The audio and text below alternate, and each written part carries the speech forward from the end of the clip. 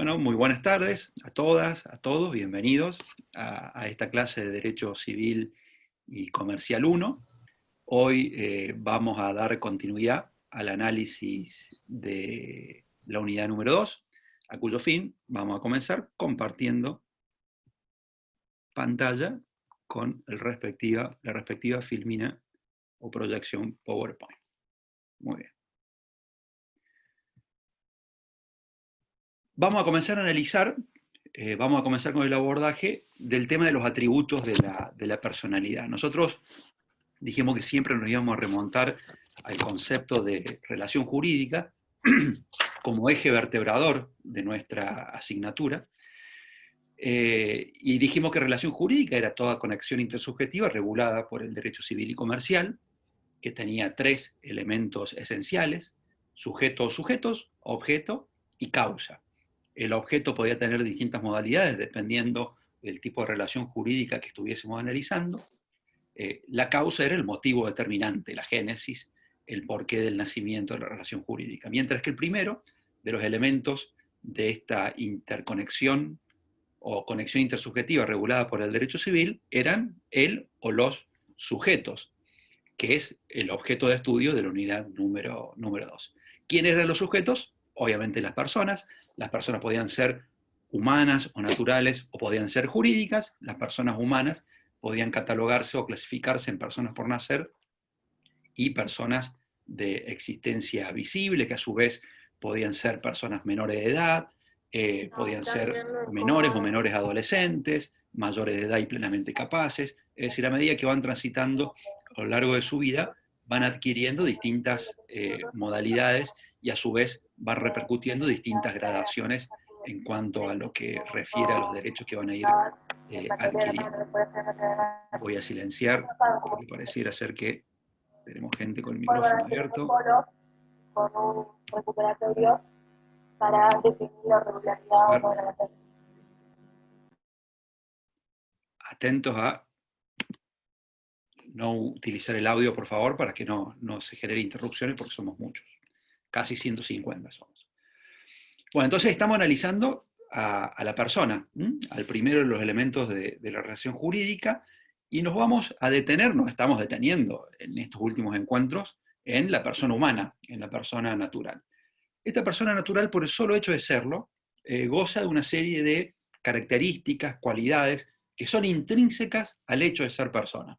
Es decir, toda persona, por el solo hecho de serlo, tiene estas cualidades, tiene estas características, tiene estos atributos. Por eso lo vamos a llamar atributos de la personalidad.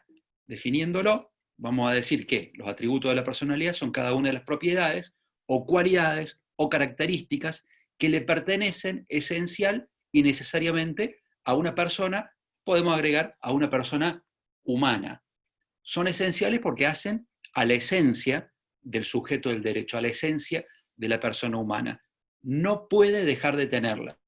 No existe persona que carezca de alguno de estos atributos de la personalidad. Por el solo hecho de ser persona, estos atributos le corresponden. Son una especie de derecho natural, de derecho humano, además de otros que vamos a agregar más adelante, que tenemos las personas de existencia visible o personas humanas. Ahora simplemente las vamos a enumerar y luego vamos a ir analizando una a una. La primera de ellas, el primero de los atributos, es el nombre. Toda persona tiene el derecho y el deber a tener un nombre. El nombre es un atributo, es una calidad, es una característica intrínseca de las personas humanas, aunque también vamos a ver en su momento que las personas jurídicas también tienen como atributo el nombre. El segundo de los atributos de la personalidad es la capacidad. La capacidad. Ya vamos a ver que esta capacidad es la denominada capacidad de derecho y también la tienen las personas jurídicas. Pero hay dos tipos de capacidad. Está la capacidad de derecho y la capacidad de hecho. Ya vamos a analizar que la capacidad de hecho solo le corresponde a las personas humanas. Las personas jurídicas no tienen capacidad de hecho. El domicilio, que es el asiento donde la persona reside y ejerce ahí su vida familiar o la de sus vínculos profesionales y sus negocios. Como tercer atributo de la personalidad que vamos a analizar. El cuarto es el estado, que es la situación jurídica que ocupa una persona en relación a sus vínculos familiares y con el resto de la comunidad. Y por último, el patrimonio, como más bien no un conjunto de bienes, sino como la potencialidad que tenemos las personas humanas de ser titulares, de poder tener el derecho a tener un patrimonio y que ese patrimonio sea protegido. Entonces, decimos, atributos son calidades, características intrínsecas al hecho de ser persona humana. ¿Cuáles son los atributos de la persona humana? El nombre, la capacidad, el domicilio, el estado y el patrimonio. Todos estos atributos, obviamente con su adaptación, también los van a tener las personas jurídicas, menos uno de ellos. ¿Cuál será? Hay uno de estos atributos, estos 5 atributos, que las personas jurídicas no lo tienen. ¿Cuál será ese atributo? El Estado. El Estado. Definimos rápidamente el Estado como la posición jurídica que ocupa un individuo en relación al resto de su familia y con la comunidad toda. Las personas jurídicas no tienen Estado. El Estado solo le corresponde a las personas humanas, a las personas naturales. Bueno, vamos con el primero de los atributos de la personalidad de las personas humanas, que es el nombre de las personas humanas. ¿Qué es el nombre? El nombre es el modo que tenemos para identificar, para designar a las personas y sirve fundamentalmente a los efectos de su individualización. Es un atributo de la personalidad, nadie puede carecer de un nombre, de un modo de designación, y tiene distintas utilidades, porque no solo sirve para individualizar a un sujeto respecto de los demás integrantes de una comunidad, sino que también el nombre cumple un rol de policía, entre comillas, de policía porque es importante, es determinante para el propio Estado, para el propio organizador de la comunidad civil, poder individualizar a las personas. Si esa persona tiene un accidente y provoca un daño, si esa persona comete un delito, si esa persona incumple con un contrato, si esa persona incurre en una infracción de tránsito, si a esa persona le tenemos que cobrar impuestos, bueno, la tenemos que poder individualizar. Y la forma de individualizar a las personas humanas en nuestro régimen jurídico, bueno, tenemos dos. Una es el nombre. Ustedes saben que el nombre, ya lo vamos a ver, es integrativo del nombre de pila o apelativo y el apellido. Y hay otra forma de individualizarlo, porque dijimos en la clase pasada que podía darse la situación de la homonimia, dos personas que tengan el mismo nombre. ¿Cuál es el otro método o el otro elemento que nos sirve para distinguir una persona de otra? El ¿El DNI. DNI? El número, el apellido. documento nacional de identidad, ¿no? Pero por lo pronto el nombre es un factor o un elemento indispensable, que es un derecho, que es un atributo de la personalidad, pero que a su vez también le sirve al Estado para poder determinar la individualidad de una persona para el cumplimiento de sus respectivas obligaciones. ¿Cuál es la naturaleza jurídica del nombre? Nosotros anticipamos que es un atributo de la personalidad, que es un derecho. Tenemos derecho a tener un nombre. Pero, por otro lado, visto desde una óptica diferente, el nombre también es un deber. ¿Y por qué es un deber? Porque no tenemos la posibilidad de dejar de utilizarlo, de renunciarlo, de elegir no tener un nombre. Entonces, si bien tenemos un derecho, también tenemos la obligación de tener un nombre dentro del contexto, dentro de los parámetros que determina nuestro Código Civil y que vamos a analizar ahora a continuación. Entonces, el nombre, desde el punto de vista de su naturaleza jurídica, es un derecho, pero también es un deber. Lo dice el propio Código Civil en el artículo 62 cuando prescribe que la persona humana tiene el derecho y el deber de usar un prenombre y el apellido que le corresponda de acuerdo a las reglas que establece el propio Código Civil. Vamos a avanzar. ¿Cuáles son los caracteres del nombre? Es decir, cuáles son los parámetros, cuáles son las consignas que van a rodear a esta figura jurídica, a este instituto jurídico, que es un derecho y un deber de las personas humanas. En primer lugar, lo primero que vamos a decir es que es obligatorio. Dijimos es un derecho, pero también es una obligación. No podemos renunciar a tener un nombre y tenemos que utilizarlo para los distintos actos de la vida civil. En segundo lugar, es estable. Antes, hace un par de décadas, no tantas, se decía que el nombre era inmutable. Algo que es estable es algo que permanece en el tiempo, algo que normalmente no se modifica, hay estabilidad. En cambio, algo que es inmutable es algo que nunca cambia, algo que es imposible que pueda modificarse. Entonces nosotros decimos hoy que el nombre es estable, salvo que acontezca alguna circunstancia que hagan posible la modificación del nombre, el nombre se va a mantener como está o como fue asignado al momento del nacimiento de la persona humana. Pero ya vamos a ver que hay varias circunstancias y en el estado actual de nuestro derecho y nuestra jurisprudencia, de nuestra legislación y de nuestra jurisprudencia, hoy es más factible que hace algunos años poder mutar, poder cambiar el nombre.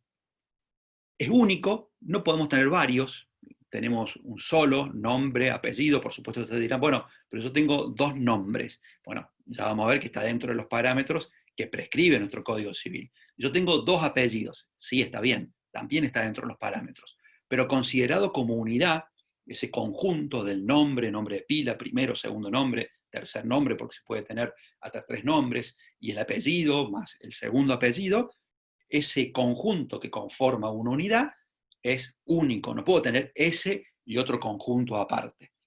Independientemente que ya vamos a ver que las personas pueden tener lo que se denomina un seudónimo, pero eso va a ser fruto de un análisis jurídico puntual. Es indisponible. A ver, supongamos que yo soy abogado y ejerzo mi profesión, o ustedes, contadores, y bueno, son muy exitosos a nivel, a ver, qué sé yo, abogados reconocidos a nivel nacional, Burlando. Entonces dice Burlando, lo que voy a hacer ahora es le voy a vender mi nombre a otro abogado para que él pueda ofrecer sus servicios de asesoramiento jurídico con mi nombre de pila y mi apellido, no me acuerdo cómo se llama, Burlando, el nombre de pila. Si alguien quiere abrir el micrófono y decirlo, que lo diga, así lo completamos al ejemplo. Fernando, Entonces, Fernando se llama. ¿cómo? Fernando. Fernando Burlando, perfecto. Entonces, le vendo mi nombre de Fernando Burlando a otro abogado para que ejerza la profesión con mi nombre. No, eso es indisponible. ¿No? Está fuera del comercio la posibilidad de realizar negocios jurídicos vinculados con el nombre. No obstante, a ver, yo puedo ser un artista famoso, un actor, un modelo, un científico, un jugador de fútbol, de cualquier deporte, y sí puedo, mi nombre tiene un valor comercial, ustedes habrán visto que está el perfume Antonio Banderas, Shakira, la indumentaria con el nombre de Messi, etcétera, etcétera. Eso no quiere decir vender el nombre, sino comercializar los aspectos comercializables del nombre. Lo que no puede hacerse es disponer del nombre para que lo use otro como si fuera yo. Eso no se puede hacer. Es irrenunciable, como lo dijimos recién, al ser obligatorio, yo no puedo dejar de utilizarlo. Un día digo, bueno, yo no quiero usar más mi nombre, Luis Alberto Negretti, así que no me llamen más. Habrán escuchado por allí alguna artista argentina que dice, no, yo no me llamo más de esta manera, a partir de ahora llámenme Dignity o como fuere, y bueno, puede que uno quiera generar un seudónimo con el uso continuado en el tiempo, pero no es que ha renunciado a su nombre anterior. No me acuerdo cómo se llama la chica, le dicen Calu Rivero, no sé si seguramente el nombre no es Calu, pero su nombre es irrenunciable, ese es su nombre. Cuando vaya a hacer un trámite o cuando vaya a firmar un contrato, no va a decir Dignity, va a decir su nombre verdadero, con el que fue inscrita en el registro de Estado Civil y capacidad de las personas. Y también es imprescriptible, o sea, porque por el hecho de que yo lo deje de usar o porque empiece a utilizar otro nombre, ni voy a perder el que dejé de usar, ni voy a adquirir el que estoy usando. Bueno, esos son los caracteres del nombre. Ahora vamos a analizar los distintos componentes que tiene el mismo. Tiene dos. El nombre de las personas humanas está dividido en dos partes, que son el prenombre, nombre de pila o apelativo. Todos saben de qué se trata. Todos tenemos un nombre de pila. Y también tenemos un apellido o patronímico. Todo esto son sinónimos. Prenombre, nombre de pila o apelativo, por un lado, y el apellido o patronímico por el otro. Recuerden lo que dijimos en clases anteriores, nosotros vamos a tratar de ir acrecentando nuestro acervo de léxico técnico. Y ustedes como léxico técnico contable también le pueden sumar toda esta terminología que viene de los ámbitos jurídicos y que va a enriquecer el lenguaje como futuros profesionales de las ciencias económicas. Analizamos el primero de los elementos, que es el prenombre. Aquí existe un principio, que es el principio de la libre elección por parte de los padres del nombre para sus hijos. Es una cuestión que ustedes dirán, y claro, no hay tantas opciones. ¿Quién va a elegir el nombre de una persona humana que recién ha nacido? Evidentemente que sus padres, pero aquí vamos a aclarar algunos aspectos de esta elección. En primer lugar, el artículo 63 del Código hace referencia a la libertad, la libre elección por parte de los padres. Es decir, los padres, padre, madre, los progenitores, tienen derecho a elegir con muchísima amplitud cuál va a ser el nombre del hijo que ha nacido. Puede que no se pongan de acuerdo. Bueno, si no se ponen de acuerdo padre y madre, o los dos padres o las dos madres, recordemos que hoy con el matrimonio igualitario podrían ser padres y madres matrimonios del mismo género. Si no se ponen de acuerdo, podrá o deberá en una instancia judicial decidir un magistrado. Por supuesto que es un caso extremo, pero podría darse. Esa libertad tiene algunas limitaciones. O sea, no es una libertad absoluta. No es que los padres pueden elegir cualquier denominación para la persona de sus hijos. Hay ciertas restricciones que cada vez son menos. No son tantas como eran antes, pero siguen existiendo algunas. Por ejemplo, no se pueden elegir más de 3 nombres de pila. Hoy vemos que la mayoría de los niños, niñas, los papás, las mamás, le ponen 1, máximo 2. Por ejemplo, yo a mis hijas, con mi esposa, le elegimos un solo nombre. Mis hijas son Julia y Delfina, sin segundo nombre. Es cuestión de modas. En algún momento puede volver la idea de que los chicos y las chicas tengan 3 nombres, como ocurría más excepcionalmente antes, pero desde el punto de vista legal, reglamentario, se pueden elegir hasta 3 nombres de pila. No se pueden elegir apellidos como prenombres. A ver, esta es una cuestión que el propio Estado, a través de la legislación, trata de ordenar de manera tal de que se pueda individualizar más fácilmente a la persona. Puede ocurrir que una persona o que un apellido funcione como apellido y como nombre. Hay muchísimos. A ver, Domingo. Domingo es un nombre de pila de un hombre, pero también puede ser un apellido.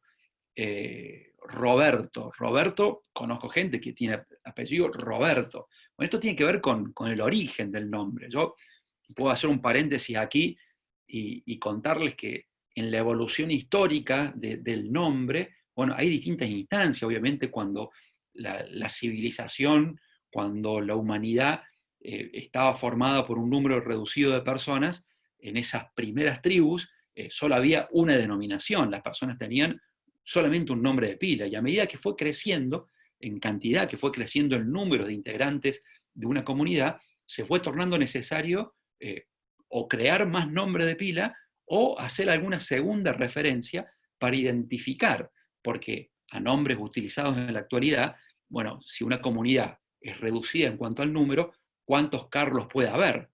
Bueno, pero cuando la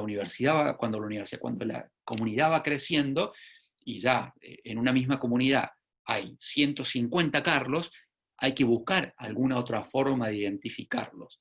Entonces empezó a adicionarse algún tipo de aclaración al nombre de pila, como por ejemplo Carlos que viene de Nápoles, o Carlos que es hijo de Fernando, o Carlos que es colorado, entonces le ponemos Carlos Rojo.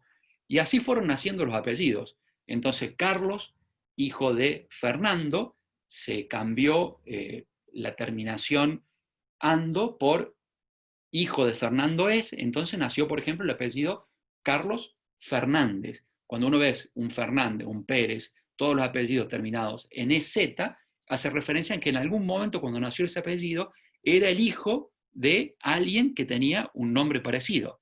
En ese caso era Carlos, hijo de Fernando. Carlos, hijo de Fernando es Carlos Fernández.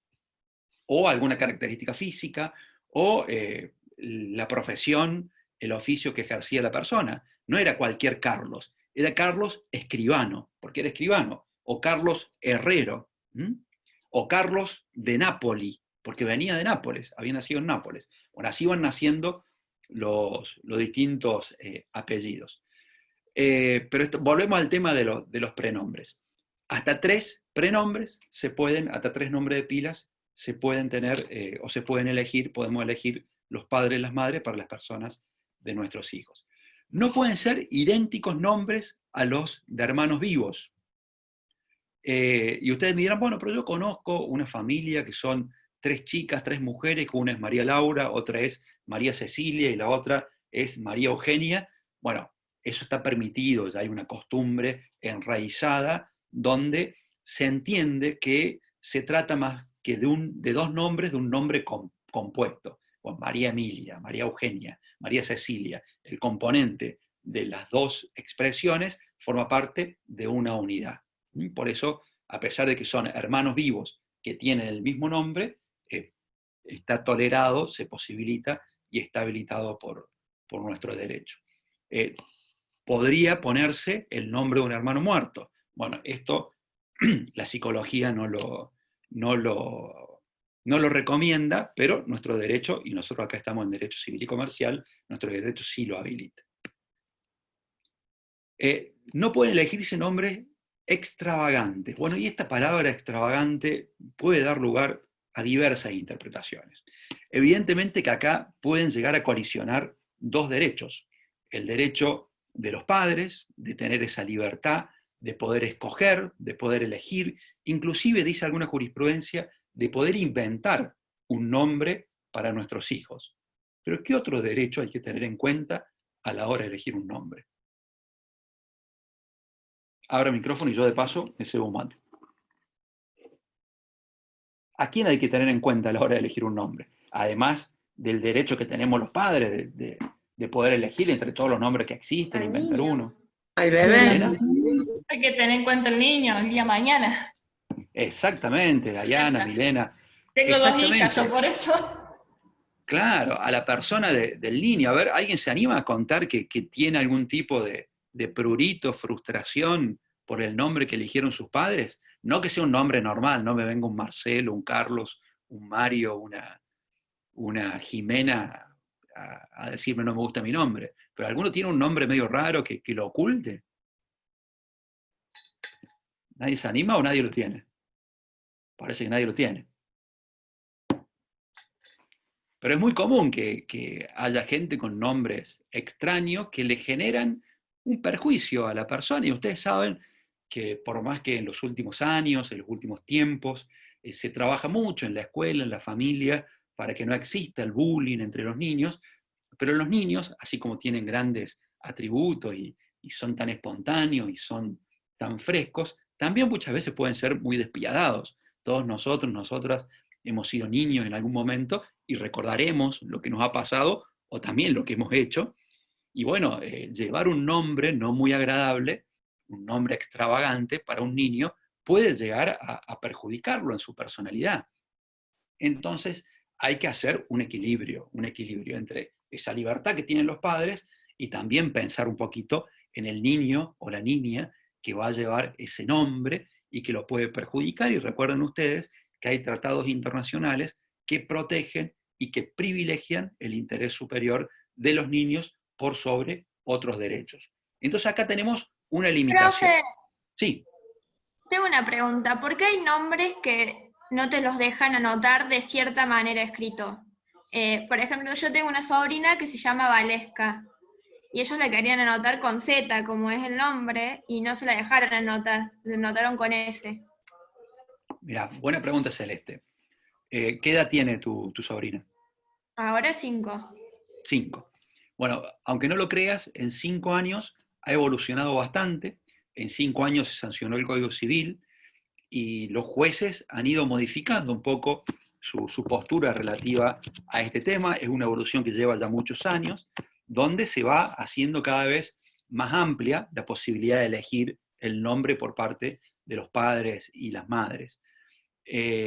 Hoy hasta está habilitado la posibilidad de inventar un nombre. Valesca, sea con Z, sea con K, no es un nombre que le traiga aparejado ningún perjuicio a esa niña. Es un nombre que hasta es bueno que sea original, es bueno que haya nombres que no sean tan utilizados, porque el nombre también, como dijimos al principio, tiene el efecto, tiene la utilidad de identificar a la persona y distinguirla del resto. Entonces no es cualquier Valesca, es la Valesca con Z y con K, que probablemente sea un nombre vasco o inventado por los padres, no importa. Yo te aseguro que si hoy esos papás, ese papá y esa mamá, hubiesen insistido en atribuirle a esa niña ese nombre, tanto sea en el registro civil como eventualmente frente a un juez, hubiese prevalecido la voluntad de los padres.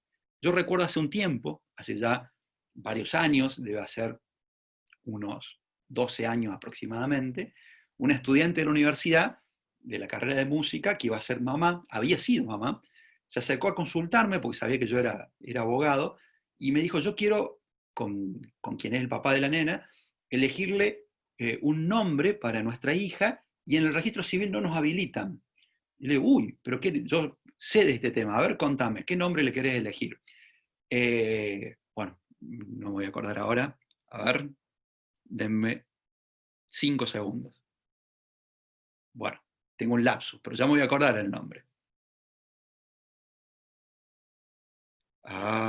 Esto va a quedar muy mal en la grabación, pero cualquiera puede tener un lapsus, no me acuerdo el nombre.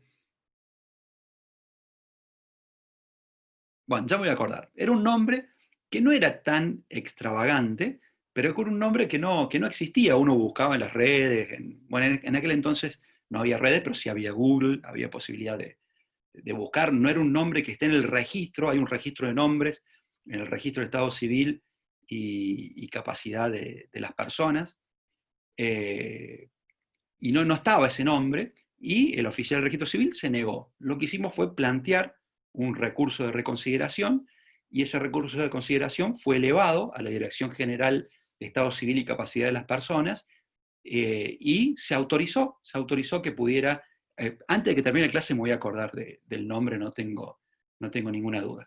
Se autorizó poder ponerle ese nombre porque se privilegió la libertad de elección a pesar de que no había sido sancionado todavía el nuevo Código Civil. Era algo así como Mania, Dania, pero no era Dania. No sé por qué no me acuerdo en este momento. Profe, a mí me pasó con mi hija mayor que el nombre que le había elegido no estaba permitido, pero me lo anotaron tal cual yo quería ponerle. ¿Cuál era el nombre? Contame. Es Nayara con I latina, y en ese entonces, hace casi 14 años atrás, era con H. Pero me lo pusieron como yo quise. Y claro, porque lo que hay que privilegiar son los dos intereses. El interés tuyo, que para vos era importante, a ver, por ejemplo, porque tenías una tatarabuela que vino, no importa, seguramente no es así, pero tenías un antepasado que se escribía el nombre de la misma manera, y vos querías que en homenaje a esa persona, que tu hija llevara ese nombre. Tenés derecho. Y el derecho de la menor, que para ella es lo mismo, con o sin H, no hay ninguna diferencia. Entonces los jueces, e inclusive los oficiales del registro civil, han ido haciendo lugar a esta amplitud en la posibilidad de elegir. Por otra parte también hay que aclarar que no todos los oficiales del registro civil tienen un conocimiento acabado del derecho, y a veces imponen limitaciones que no están en la ley por el solo hecho del desconocimiento, de la ignorancia. Por supuesto que, como dijimos, el límite de la extravagancia sigue existiendo, y no podrán elegirse, los padres, las madres, no podrán elegir nombres para sus hijos que le traigan aparejado un gravamen en el futuro por llevar esos nombres. Profe, hay una compañera puso que hay un caso actual que le pusieron COVID a un ¿Cómo? bebé. ¿COVID? COVID. Bueno, hay otro que Netflix. A ver, esos son casos donde rozan lo extravagante.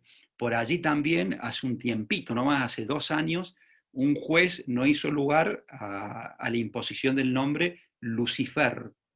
Pero por otro lado, otros explican que el nombre Lucifer es como una persona que da luz, pero que es un nombre que tiene distintos orígenes, pero en el común de las acepciones, nosotros a quién llamamos Lucifer, al diablo. Entonces cuando, a ver, en la escuela, cállate, quédate quieto, Lucifer, ya, como que lo estamos condicionando a ser un pequeño diablo al niño, ¿no? Yo, si fuera oficial de registro civil, o eventualmente juez que tuviera que decidir, no permitiría que un niño se llame COVID, porque evidentemente en el futuro, o Netflix, en el futuro se van a burlar de él. Lo de Lucifer también hacen referencia que, bueno, yo elegí el nombre Lucifer por la serie que está en Netflix.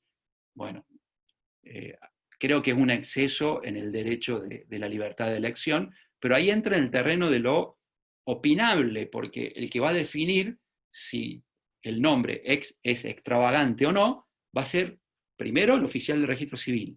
Si el oficial del registro civil dice que no, los padres, madre y padre, pueden insistir frente a un juez, y va a ser el juez el que defina, el que dé la última palabra para autorizar o no autorizar el nombre. Por último, anteúltimo, ¿será posible elegir nombres extranjeros? Bueno, hasta la sanción del Código Civil, supuestamente no. Y digo supuestamente no porque ustedes conocen un montón de Jennifer, Brian, Roger, Kevin, que tienen mucho más de 5 años. Y bueno, Charles, son nombres extranjeros que eran elegidos contrario a lo que decía el Código Civil anterior, pero ya habían sido tolerados. Inclusive hablaba salvo aquellos nombres extranjeros que estuvieran castellanizados. Bueno, por ejemplo, Walter es un nombre extranjero, pero ya está castellanizado por el uso. Hace tanto tiempo que se usa Walter que ya está castellanizado. Entonces los nombres extranjeros fueron excluidos como una limitación. Se pueden elegir hoy por hoy nombres extranjeros, nombres de aborígenes, autóctonos, Profe, también son... Sí, te escucho. Hay casos que hay nombres extranjeros que pueden ser que se cambian. Por ejemplo, yo conozco una señora que tiene doble nacionalidad italiana y ella actualmente está en Italia, que se llama Giovanna. Y ella en el documento argentino sale como Juana.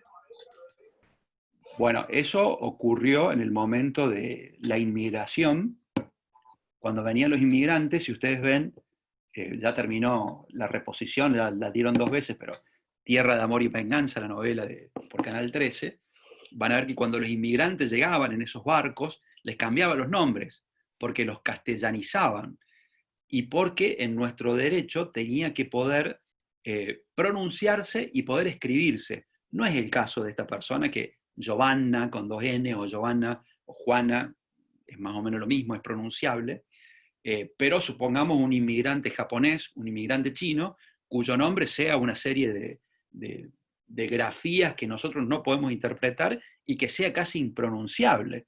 A ver, llegaba el japonés en el barco, se bajaba y decía, a ver, diga su nombre. Huin Chung Huin. Bueno, usted a partir de ahora se va a llamar Juanchi. Entonces le asignaban un nombre distinto porque tenía que poder catalogarse para nuestro propio sistema de denominación de las personas. Por eso le cambiaban el nombre a los inmigrantes. Hoy los nombres extranjeros están permitidos y fue quitado con la sanción del Código Civil la posibilidad de elegir nombres que trajeran aparejado equívocos respecto del género de la persona. Y esto es polémico. ¿Por qué es polémico? Polémico, opinable. Porque se dice que esta solución, de alguna manera, contribuye a la tesitura, a la afirmación de que el género es una cuestión de construcción social, no es una cuestión vinculada a la realidad biológica.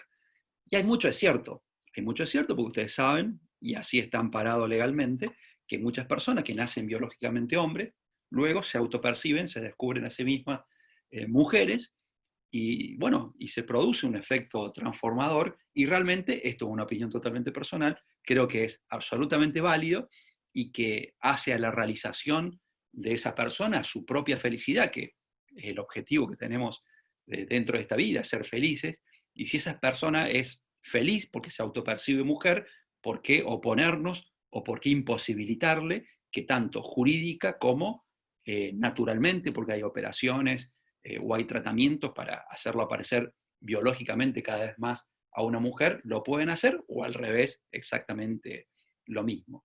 Entonces, si llegamos a la conclusión de que el género no es una cuestión de nacimiento biológico, sino que es una construcción cultural, ¿por qué vamos a prohibir que una persona tenga un nombre neutro? Inclusive hay muchos que afirman, y aparentemente así lo es, que no solo hay dos géneros, el masculino y el femenino, que hay otros géneros neutros, que la sexualidad no es binaria, no es masculino y femenino únicamente, por eso lo de todes, por eso cuando yo digo, bueno, bienvenidos a todos, a todas, hablo de madres, padres, bueno, alguno que están en estos procesos de tratar de ser muy inclusivo con el idioma me dirá, profe, usted es bastante inclusivo, pero no del todo inclusivo, porque con el todos y todas no está incluyendo a absolutamente todes, porque hay otros que no se sienten identificados ni con todos ni con todas, porque son terceros géneros.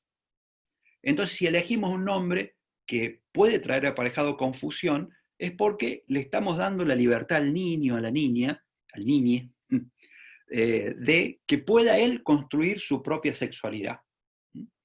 Opinable, totalmente opinable. Muchos dirán, no estoy de acuerdo, habría que contribuir a la realidad biológica, y después cuando el niño que se va convirtiendo en adolescente se va autopercibiendo en otro género, ahí sí apoyarlo para el cambio, pero no predeterminar el cambio con un nombre distinto al de su realidad biológica. No es algo que haya llegado, al menos que yo sepa, a los tribunales, pero, a ver, supongamos, tenemos un hijo, una hija, y le ponemos Jazmín. Normalmente Jazmín es un nombre de mujer, pero no tiene género Jazmín. Es una flor, pero si yo no digo la Jazmín, digo el Jazmín, sería en principio masculino, ¿no?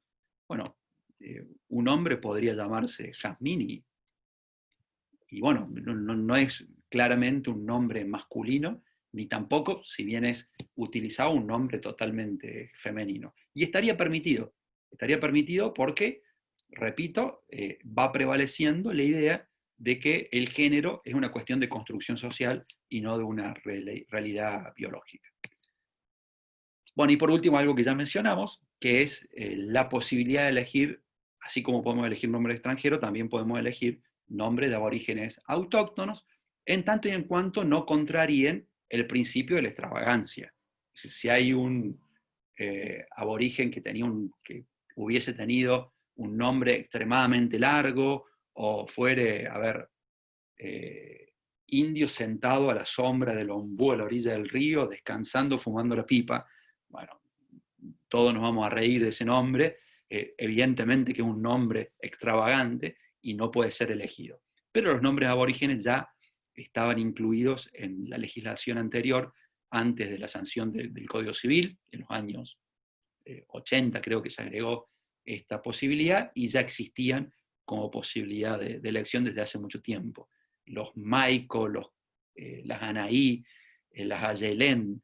En una época había una novela, creo que se llamaba Más allá del horizonte, con Osvaldo Laport y Luisa Culioc, donde había un indio que era Osvaldo Laport, que se llamaba, ¿alguien se acuerda? ¿Alguien la vio? Ustedes son muy chiquitos. Cuando se dio la novela ustedes no habían nacido, pero ¿alguien se acuerda cómo se llamaba ese indio?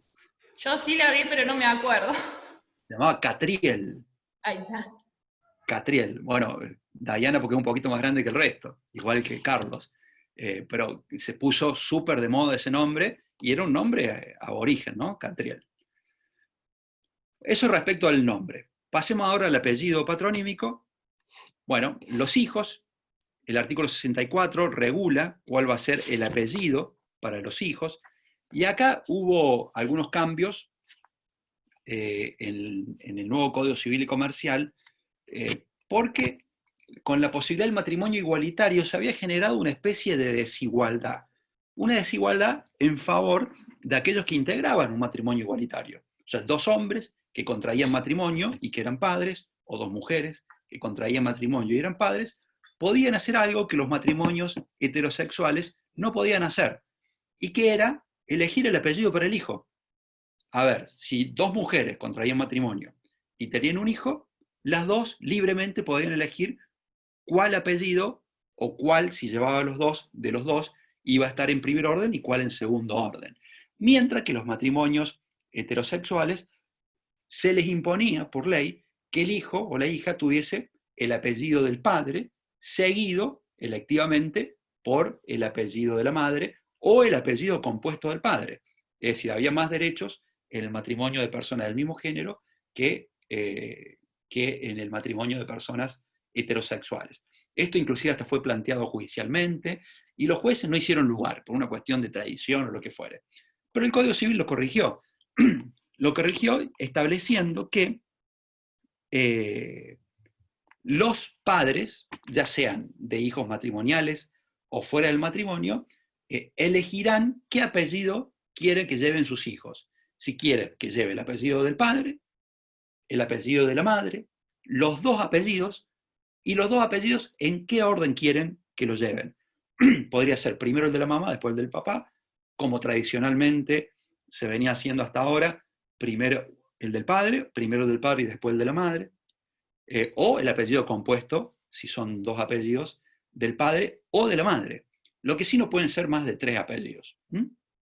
Pero hay una libertad de elección de los apellidos. Si no se ponen de acuerdo, padre y madre, recién dijimos que no se ponían de acuerdo con la elección del nombre, había que recurrir a un juez. En este caso no hace falta recurrir al juez porque las alternativas son muy poquitas, entonces se procede a un sorteo en el registro civil. No se ponen de acuerdo, son el matrimonio, uno es González y el otro es Pérez, y los dos quieren que González esté primero o que Pérez esté primero. No se ponen de acuerdo, con el primer hijo se hace un sorteo, y los hijos o hijas subsiguientes van a tener el mismo orden de apellido. Lo que no puede pasar es que hijos de un mismo matrimonio, de una misma pareja, tengan denominaciones o nombres que sean distintos o alterado el orden. No hay prácticamente diferencias entre los hijos matrimoniales y extramatrimoniales, salvo en el caso de los hijos extramatrimoniales cuando son reconocidos por uno solo de los progenitores, normalmente la madre. Entonces en ese caso va a llevar el apellido de la madre, y si luego es reconocido a posteriori por el otro progenitor, es optativo incorporar el apellido del progenitor del padre que lo ha reconocido a posteriori. ¿Qué ocurre con las personas sin filiación? Es decir, aquellas personas que no se reconocen, no se sabe, no se halla el paradero de quiénes son sus padres, un niño o una niña que ha sido abandonada y que no se sabe quién es su mamá, quién es su papá. Como el nombre y el apellido son un atributo de la personalidad, son un deber, pero fundamentalmente son un derecho personalísimo, entonces tiene que tener sí o sí un nombre. En ese caso, el guardador es la persona que lo está cuidando. A ver, me golpean la puerta ahora en medio de la clase, no lo doy bolilla porque estoy en la clase, pero empiezan a tocar el timbre, se prende el timbre, bueno, salgo y cuando veo no hay nadie, miro por abajo, hay un canasto con un bebé. Bueno, lo entro, hago la denuncia policial frente a los tribunales de que han dejado un niño en la puerta de mi casa, y bueno, y me preguntan, ¿usted lo puede tener hasta que lo podamos ubicar? Y sí, lo puedo tener, ¿cómo no lo voy a poder tener? Lo tengo acá un tiempo. Bueno, ese niño, esa niña que no tiene un nombre, tiene derecho a tenerlo. Entonces, hay que elegirle un nombre, y yo, que en ese caso soy el guardador, le voy a elegir un nombre. Y respecto del apellido, el oficial del registro civil le va a elegir un apellido de los de uso común. Un apellido, González, Pérez, Fernández, el que a usted se le ocurra, pero de uso usual, de utilización usual. ¿Qué va a pasar con el apellido de los cónyuges? Ustedes recordarán, o inclusive, puede ocurrir que sus padres y madres, fundamentalmente sus madres, no sus padres, usen el apellido de su cónyuge, de su papá, de sus maridos, o que utilicen su apellido, pero con la adición del apellido de casada, usen el de soltera, pero con la adición del apellido del marido, precedido de la preposición de. Fulana, tal apellido, de tal otro apellido. Bueno, eso era muy tradicional, inclusive en alguna época, hace ya varias décadas, el hecho de negarse a utilizar el apellido del marido, que era una obligación en algún momento en nuestro derecho, el hecho de negarse a utilizarlo, de esconderlo, podía constituir una causal de divorcio. Es decir, el marido podía iniciar una demanda de divorcio por culpa de la esposa, porque la esposa se negaba a utilizar su apellido. Estamos hablando de mucho tiempo. Imagínense ustedes, especialmente las chicas, que son mayoría, entre los 140 que están aquí acompañando este encuentro, imagínense la raigambre patriarcal que tiene nuestra legislación. Evidentemente que nuestros legisladores eran todos hombres e imponían la tradición y la cultura patriarcal que por suerte con el tiempo ha ido cediendo y confluyendo a un sitial o a un lugar de, aunque sea relativa igualdad. En lo jurídico, de prácticamente total igualdad, en los hechos sabemos que todavía queda mucho por transitar. Eso ocurría antes, ¿no? Ahora, el cónyuge, hombre, mujer, pueden ser dos hombres, dos mujeres, puede optar por utilizar el apellido de su otro cónyuge, precedido de la preposición de o no, puede usar los dos apellidos. Podría ocurrir que hoy un hombre que contrae matrimonio elija él usar el apellido de su cónyuge, de su esposa, y no así su esposa. Hay una situación de plena igualdad hoy entre los cónyuges, pero ustedes saben que la realidad social de alguna manera impuso que cada uno siga utilizando su propio apellido. Yo recuerdo, en los ámbitos, por ejemplo, tribunalicios, hasta hace 2, 3 décadas, yo trabajé en tribunales entre el año 2006 y 2008. Y yo recuerdo que las juezas, la secretaria de los juzgados, cuando uno veía los sellos, era fulana González de Pérez, y todas usaban el apellido del marido. Hoy mi esposa, que también es funcionaria judicial, es fiscal de instrucción, obviamente no utiliza mi apellido, utiliza su apellido de soltera, Silvia Maldonado. Hoy es muy poco usual, muy poco frecuente que una persona utilice el apellido de su cónyuge. Pero eventualmente tiene el derecho a poder hacerlo, sea cónyuge hombre o cónyuge mujer, utilizar el apellido de su pareja. Bueno, y el menor de edad podría eventualmente decidir adicionar el apellido de su otro progenitor al apellido que esté utilizando, y no hace falta llegar a los 18 años. Esto es un atributo más, una posibilidad más, en función de lo que comentamos y describimos en el encuentro anterior, la clase pasada, en relación a la capacidad progresiva de los menores. Cómo los menores, a medida que van creciendo, que van madurando, que van incorporando mayores criterios de valoración, van pudiendo ejercer más derechos. Entonces, no dice la ley a qué edad, pero un menor podría ir al registro civil y solicitar la adición, por ejemplo, del apellido de la madre si llevara el apellido del padre. La norma no resuelve qué pasa cuando un menor tiene otros hermanos, cuando dijimos que como principio todos los hermanos deben tener el mismo apellido o el mismo apellido compuesto. No lo resuelve en ese caso la ley. ¿Qué pasa con las viudas? Las viudas no lo dice acá, ¿no? Ni las viudas ni las divorciadas. Son dos casos que también hay que atender, viudas y viudos, viudas y viudos. Uno trae muy arraigada esta cuestión del conocimiento anterior y no puede evitar que se le chispotee esta cuestión de era tradicionalmente qué pasaba con la viuda. Ahora también le puede acontecer a un viudo que utilizaba el apellido de su cónyuge y bueno, era conocido con ese apellido profesionalmente, en su actividad. Bueno, si es viudo o no, aunque no fuera conocido, pero si lo venía utilizando, lo puede seguir utilizando. Si lo venía utilizando, puede a pesar de que ha enviudado, seguir utilizándolo, al menos hasta que vuelva a contraer matrimonio o que se involucre en una unión convivencial, ahí sí tiene que dejar de utilizarlo. Y si es una persona divorciada, bueno, va a tener que, como regla, dejar de utilizar el apellido del marido o el apellido de la ex esposa, pero podrá solicitarle al juez la continuidad del uso, porque, como dije recién, es una persona reconocida en el ámbito artístico, profesional, cultural, en sus círculos, y dejar de utilizarlo le trae aparejado algún tipo de perjuicio. Yo recuerdo, siempre les digo que me gusta citar películas, en este caso no es una película argentina, por lo tanto es un derecho de otro país, pero que resuelve la situación de manera similar. Hay una película sobre la vida de la cantante Tina Turner, la protagonista es Angela Bassett, y en un momento está basada, obviamente, en una biopic que está basada en la vida real de Tina Turner, y Tina Turner se hizo famosa primero con un dúo que ella protagonizaba junto a su marido. Era Tina Turner y Ike Turner. El Turner era el marido era el que tenía el apellido, y Tina lo había tomado a ese apellido de su marido.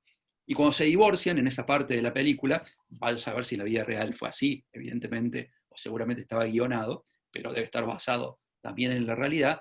El personaje de Tina Turner le dice al juez: mire, yo no quiero nada, le dejo todo a mi marido, le dejo todos los bienes a mi marido, los derechos sobre las canciones, le dejo a todo a mi marido. Lo único que quiero es mi apellido, Turner. Entonces el juez le concedió la posibilidad de seguir siendo denominada, pudiendo utilizar ese nombre artístico de Tina Turner a pesar de haberse divorciado. Bueno, vamos con lo último en relación al nombre. Dijimos que el nombre no tenía la característica inmutable, sino que tenía la característica de estable, por lo tanto puede ser cambiado, y para poder ser cambiado, quien lo solicita debe escribir justos motivos. Por supuesto que esto de los justos motivos es pasible de apreciación, de análisis. ¿Qué son los justos motivos? Bueno, vamos a ver algunos ejemplos de justos motivos. Cuando la persona quiere cambiarse su nombre de pila e intercambiarlo por el seudónimo que viene utilizando. El seudónimo es un nombre de fantasía que la persona elige para hacerse conocida dentro de un determinado ámbito. Ya lo vamos a analizar qué valor tiene jurídicamente. Entonces, todo el mundo me conoce por mi seudónimo, entonces le pido al juez: mire, juez, este nombre de pila yo no lo uso en ningún lado. Autoríceme que yo pueda cambiarme el nombre de pila y empezar a utilizar, desde el punto de vista también del derecho, este seudónimo. Cuando hay razones o justos motivos que tienen que ver con un origen, dice la palabra, el código, raigambre, de índole étnica, religiosa, cultural.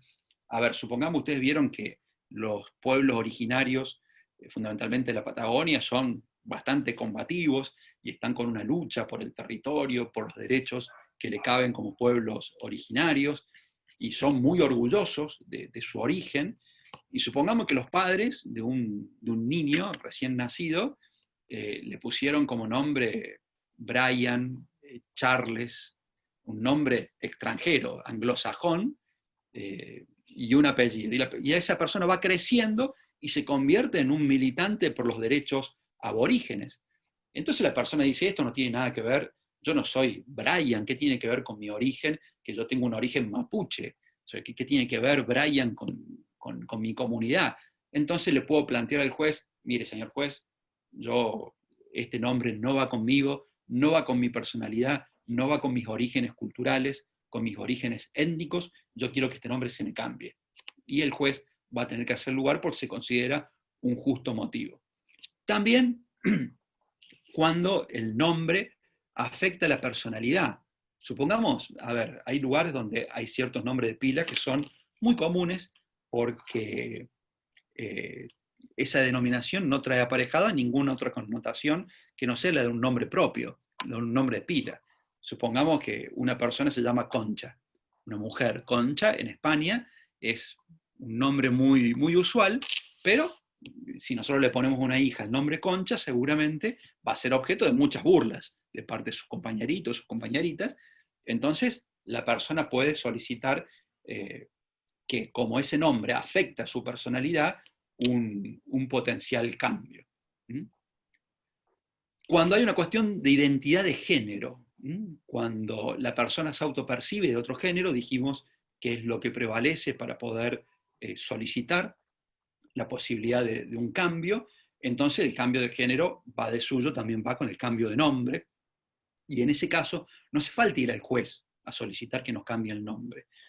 Con un trámite administrativo, sin proceso judicial, yo puedo elegir un nombre distinto. Creo que la clase pasada lo dije, o si no, después me acordé. Sigo sin poder acordarme el nombre de esta niña, pero ya me voy a acordar. Pero me acordaba otra cosa, de este tema de la autopercepción, también a veces da lugar a alguna avivada. En el norte, creo que fue en Jujuy o en Salta, una persona dijo autopercibirse mujer y iniciar el trámite de cambio de género, porque había cumplido 60 años, y si era hombre, tenía que esperar 5 años más para jubilarse. En cambio, si era mujer, se podía jubilar a los 60. Entonces, bueno, aparentemente recurrió a este artilugio para poder jubilarse, pero evidentemente que es un caso de lo que comúnmente llamamos una avivada, y no es un caso que usualmente pueda ocurrir. Pero volviendo al tema, cuando hay una autopercepción de otro género, yo puedo cambiarme el nombre y no tengo que acudir a ningún juez. También para los casos de desaparición forzada.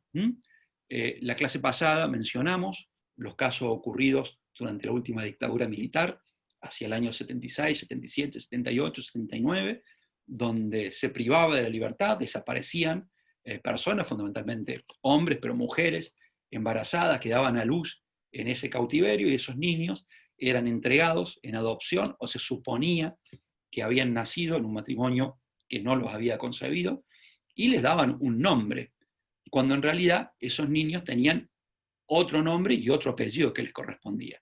En ese caso también, los nietos recuperados pueden optar por utilizar el nombre y el apellido que hubiesen tenido en caso de que no hubiesen nacido en cautiverio, el nombre que se corresponda con su identidad.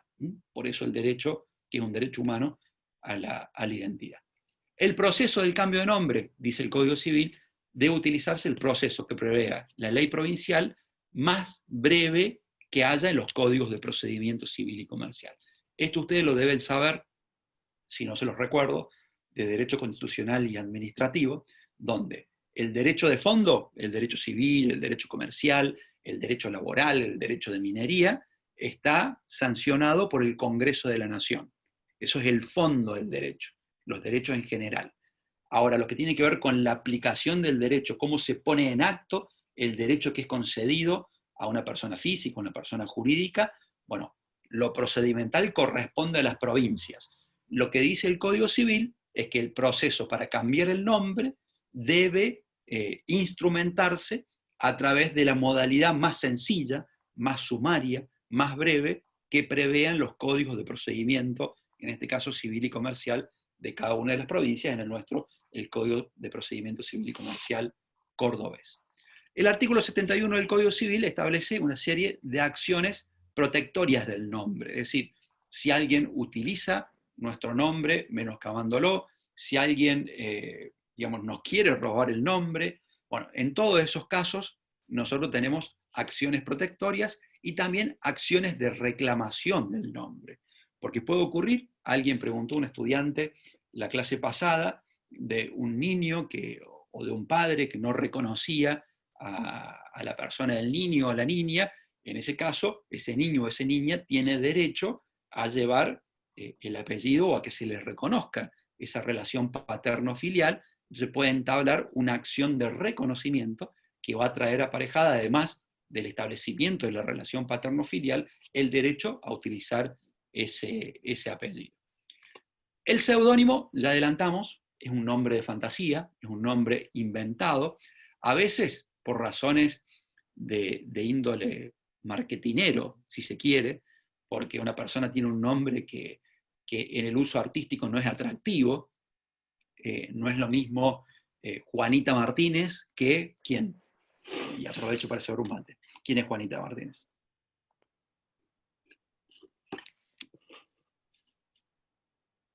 O Rosita Martínez. ¿O quién es Roberto Sánchez? Mirta Legrand, profe. Mirta Legrand, claro. Sandro, el otro Sandro. Claro. No es lo mismo un apellido francés que suena lindo para una persona que se va a dedicar al mundo de la cultura, del espectáculo. Mirta Legrand empezó siendo actriz y ahora es conductora de televisión. Bueno, es un nombre que tiene para que tenga más realce, se elige, y que es distinto al nombre de pila y al apelativo o patronímico o apellido que está inscrito en el registro de Estado Civil y Capacidad de las Personas. Sandro, que empezó siendo un rockero y después cantante más melódico, de reconocimiento.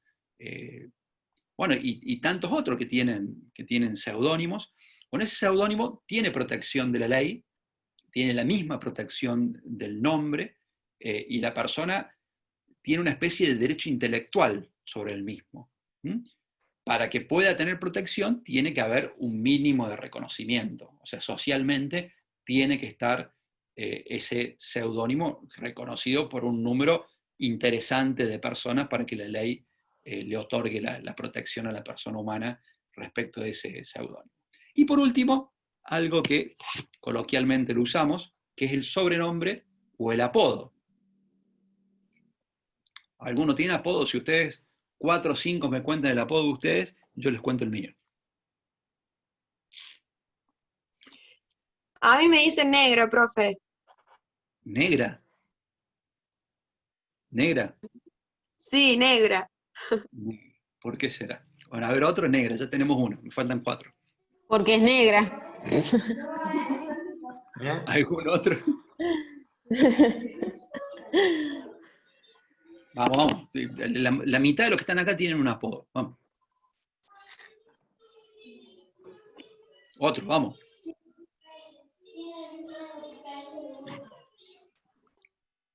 Vamos, abra el micrófono y cuenten cuál es el apodo que tienen. Profe, yo tengo una amiga que se llama Cande y le decimos Cuti. Cuti.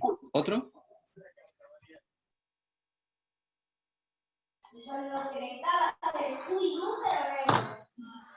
Otro. Los Hasta ahora tenemos Martín negro y Cuti. le saben decir tinchos. El a los Tincho Martín. Alexis. El Tincho Re. Sí, ¿Vos te no, dicen- yo no, un amigo. Normalmente a los Martín le dicen Tincho, ¿no? Claro, Martín. claro. Ujú. ¿Algún otro? A los José le dicen Pepe, ¿cómo le dicen al Papa Francisco? Pancho. Pancho. Pancho. A ver, hasta ahora van 2, 3. Alguno más que me cuente, alguna que cuente su apodo o sobrenombre. Vamos, uno más por lo menos. Y yo les cuento el mío. En el chat puso uno Pony. A un Ismael le dicen Pony. Bueno, y yo no lo veo al chat porque veo acá ahora sí lo veo. Lara. Mili. Debe ser. Ah, no, esto es de antes. El Pony. Y no sé de qué se ríe Ismael. Ahí, a carcajada. Ah, la miércoles. ¿Por qué le dicen Messi? Ese sí que nunca lo había escuchado. Lucía Ferreira, ¿por qué le dicen Messi a tu amiga?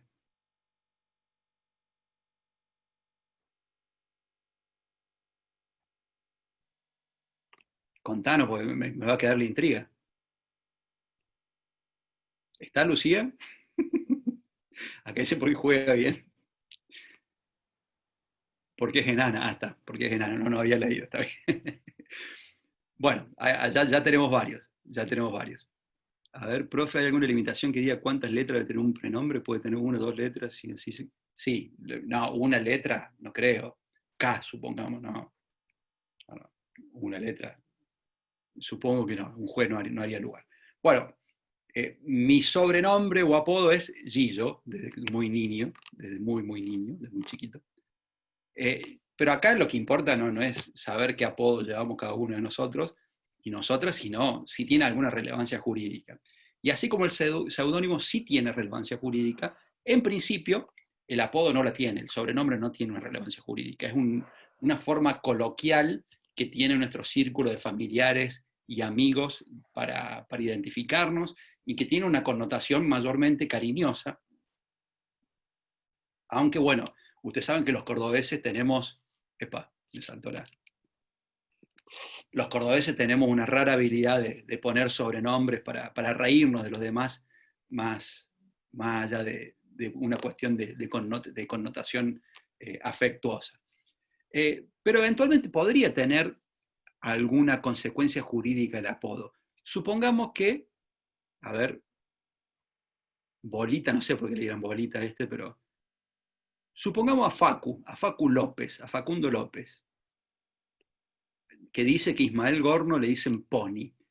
Supongamos que todos le dijeran Pony, y también es conocido en su familia como Pony, y muere la tía solterona. Muere la tía solterona, y digo que solterona porque no se casó nunca, tampoco tuvo hijos, y bueno, y le queda una herencia cuantiosa. Le queda el campo, los departamentos en Córdoba, un montón de guita en el banco, una casa impresionante en el pueblo, y deja un testamento manuscrito, un testamento hológrafo, donde lo único que dice, con todos los requisitos legales previstos para la elaboración de un testamento de esa naturaleza, fechado, realizado de puño y letra por la tía Jacinta, firmado, y lo único que dice: yo, a través de esta disposición de última voluntad, lo pone, ¿no? Colazo 7 de octubre de 2019. A través de esta disposición de última voluntad, dejo todos mis bienes a mi sobrino Pony. Firma Jacinta Pérez, la tía. Y el Pony, ¿está el Pony acá? ¿Está Ismael? Y el Pony encuentra el testamento entre las cosas de la tía. Ahí está, y se ríe el Pony Ismael. Encuentra entre las cosas de la tía, dice: se murió la tía, bueno, vayan a ordenar un poco, así vendemos los muebles. Se viene una sucesión donde todos los hermanos se van a pelear, son 7 hermanos, imagínense, los 6 hermanos se van a pelear por los bienes. Y de repente va a dar una mano el Pony para acomodar las cosas y vaciar la heladera para que no se pudran las cosas adentro y demás. Y encuentra un papel, un sobre arriba de la mesa. La vieja murió de un paro cardíaco así repentinamente. Y abre el sobre y se encuentra con este escrito. Bueno, evidentemente que aquí en este caso el sobrenombre o apodo va a cobrar alguna relevancia, porque lo que va a hacer el Pony, o Ismael alias Pony, va a ir al juez y va a decir: señor juez, mire, acá hay una disposición de última voluntad, córranse todos los tíos, hermanos, correte papá, era hermano del padre de Ismael, hermana del padre de Ismael, correte papá, porque esta herencia es toda mía. Ella quiso que las cosas quedaran, los bienes quedaran para su sobrino el Pony. En ese caso tendría alguna relevancia en tanto y en cuanto no hubiese 3 sobrinos que le digan Pony, el sobrino o sobrina, porque también podría ser la Pony. Si es una denominación que Ismael puede probar que todo el mundo le decía Pony, o sea, porque supongamos Ismael juega al fútbol y sale en los diarios la figura del partido entre Sportivo Colazo y 9 de julio de Las Perdices fue Ismael el Pony Gorno. Bueno, sale en los diarios como el Pony, todos los amigos le dicen el Pony, es reconocido como el Pony, entonces no hay duda que la tía, y si no hay ningún otro Pony, la tía le quiso dejar los bienes a este sobrino y no a ningún otro. Bueno, el último cuadro, fíjense que esto ya tiene algunos años, 4 de agosto de 2015, justo después de la sanción del Código Civil, apenas 3 o 4 días, y se le quiso poner yerba brava y se lo rechazaron a su hijo. Bueno, un poco discriminatorio de mi parte, la figura de abajo, los muchachos ahí, habría como una identificación entre este niño, que podría ser una niña también, yerba brava, y que le podría traer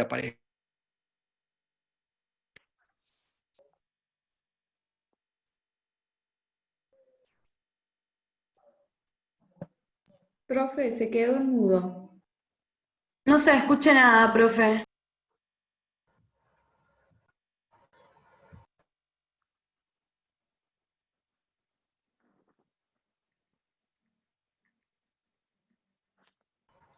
Profe, no se escucha.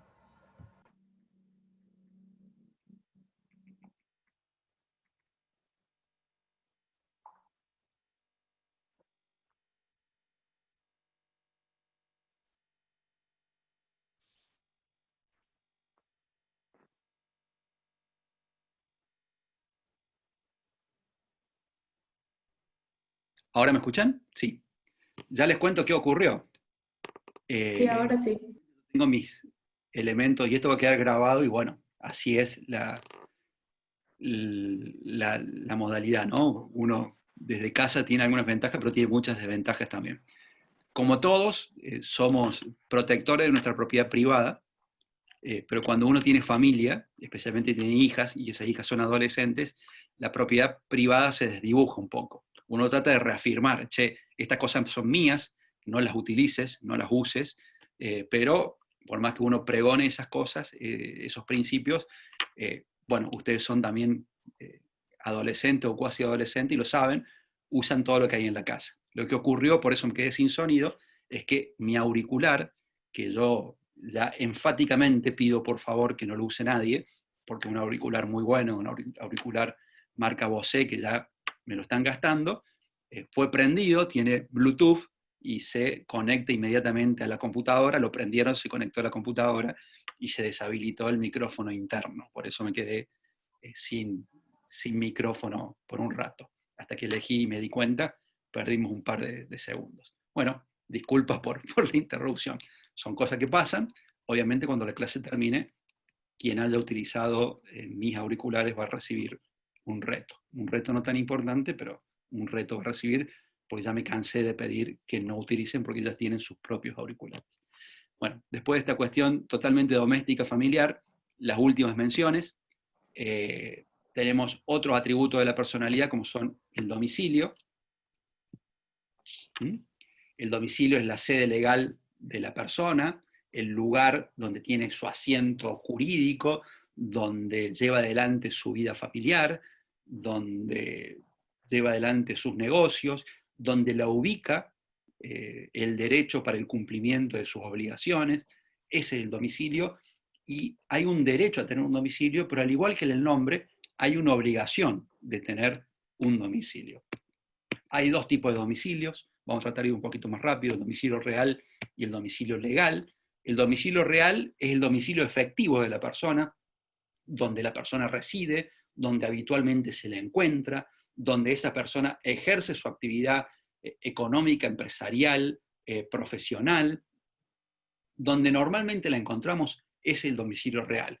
Es donde efectivamente vive y donde la persona subjetivamente quiere tener allí el asiento de su familia y de sus negocios. Ese es el domicilio real, y es el domicilio que no tienen todas las personas humanas, porque ya vamos a ver que hay personas humanas que no pueden tener domicilio real, sino que tienen el otro domicilio, que es el domicilio real, legal.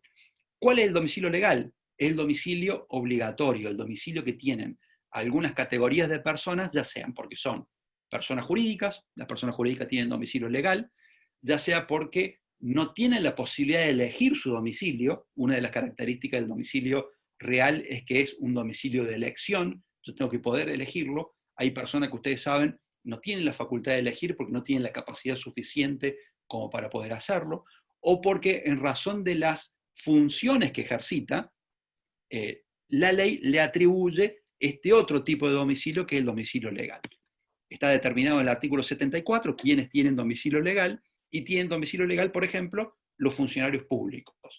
El presidente de la Nación tiene su domicilio legal en Balcarce 50, en la Casa Rosada. El gobernador Juan Schiaretti tiene domicilio, no sé dónde, cuál será la calle, pero ahí en el Panal, en la Casa de Gobierno, en la ciudad de Córdoba. El intendente de la ciudad de Villa María, en este caso el intendente interino Pablo Rosso, tiene domicilio en Mendoza, esquina Sobral, en la municipalidad. El rector de la universidad tiene domicilio legal en Entre Ríos 1431, que es donde está la sede del rectorado de la universidad, es decir, funcionarios públicos que por las funciones que cumplen, por las tareas que deben cumplir, tienen asignado un determinado domicilio, obviamente a los efectos de esas funciones. También los militares que no están retirados, tienen domicilio donde prestan servicio. Los transeúntes, las personas que no tienen un domicilio conocido, van a tener un domicilio legal en el lugar donde se encuentren. Por ejemplo, las personas que deambulan de ciudad en ciudad, en un parque, en un circo, no tienen un asiento permanente. Se van mudando de un lugar al otro de manera indeterminada. Bueno, el domicilio va a ser un domicilio legal en el lugar donde se encuentre en el momento. Y por último, las personas incapaces. Las personas incapaces tienen domicilio en el domicilio de sus representantes. Avanzamos. Hay otros tipos de domicilio también. Está el domicilio especial.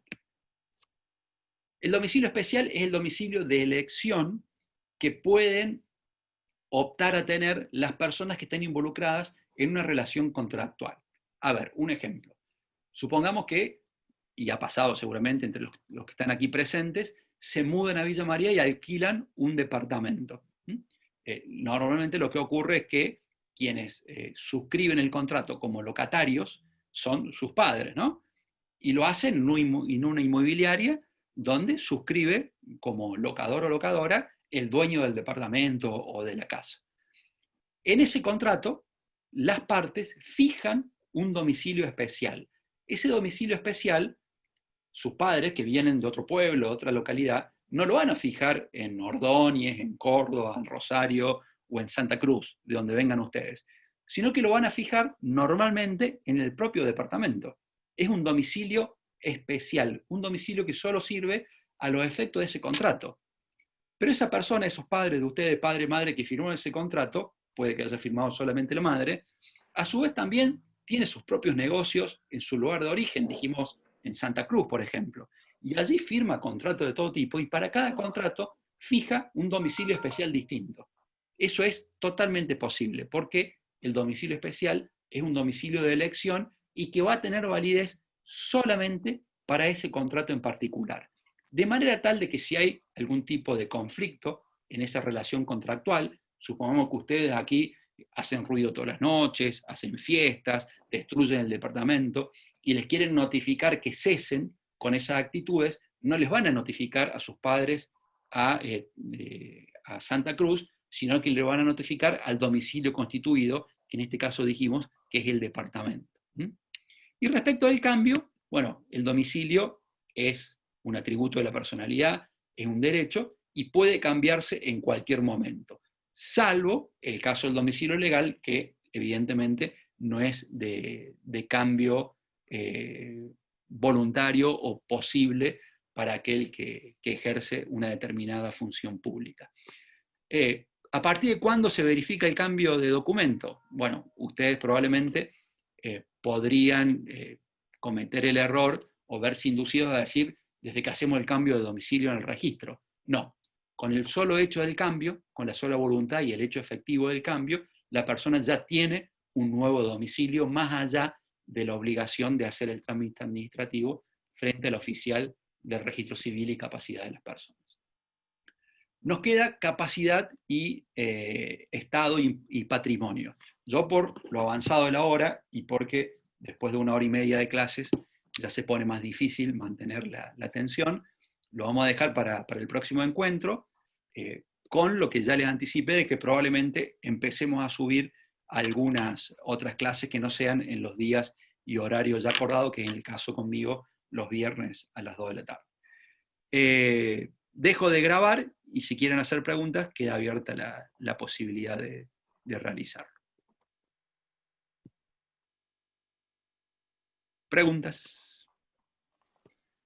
Profe, yo le quería hacer una consulta. Sí, lo paso, lo subo a la plataforma y a Facebook. ¿Alguna otra pregunta? La clase la voy a subir esta tarde también. Sigue grabando, profe.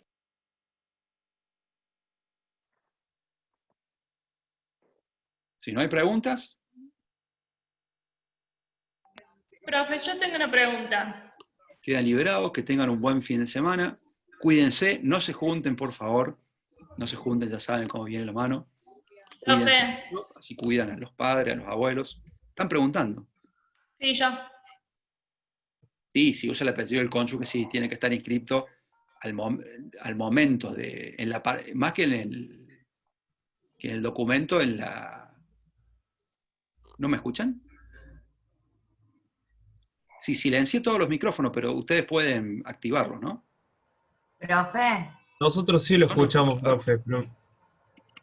Intenten hablar por micrófono. Profe. No, yo no los escucho a ustedes. A ver, esperen. Acá activo todos. Ahí prueben, a ver. Profe. Veo que Hola, María... hola, hola. No, alguien está intentando hablar, pero... Hola. A ver ahora. Hola, hola, hola. Augusto. Hola, profe. Hola. Hola. Hola. Hola, hola.